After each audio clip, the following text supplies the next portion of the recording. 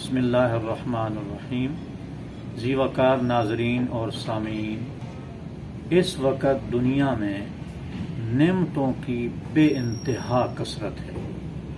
نعمتیں ہمیشہ سے رہی ہیں، لیکن اس زمانے میں نعمتوں کی کثرت کیا بات ہے، کوئی اندازہ نہیں اس چیز کا۔ ایک ایک چیز کھانے کی اتنی فارمز میں آ چکی ہے، اتنی شکلیں ہیں، اتنی صورتیں ہیں، کھانے پینے کی، لباس کی، رہائشوں کی، ذہن نشین کر لیں۔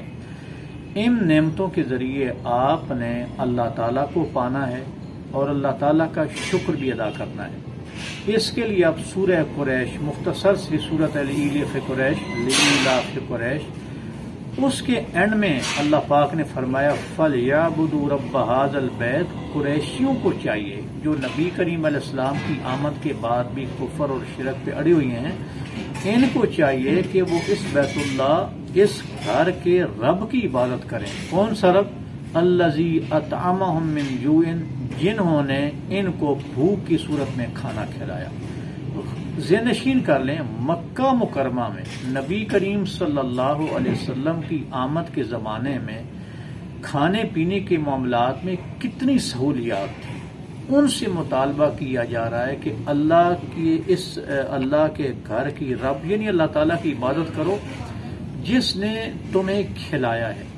ان پر اللہ پاک نے ایک نعمت وآمنہم من خوف، اور دوسرا اللہ پاک نے امن دیا ہے۔ اب آپ غور کریں کہ اللہ پاک نے ہمیں تو کھانے کی ضرورت سے پہلے کھانا مہیا کر دیا، پینے کی حاجت سے پہلے مختلف قسم کے مشروبات پیش کر دیے ہیں، اور امن بھی ہے۔